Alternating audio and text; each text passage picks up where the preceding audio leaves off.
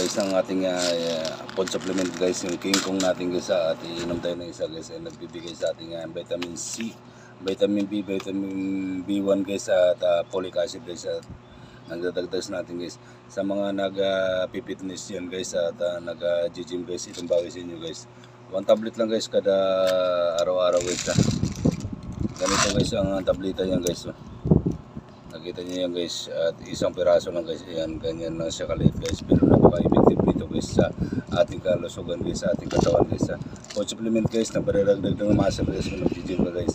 Kaya iinom tayo isa guys, minsan medyo nag-struggle naman tayo para mawatan man yung ating katawan guys kasi nagkakaedad na tayo guys.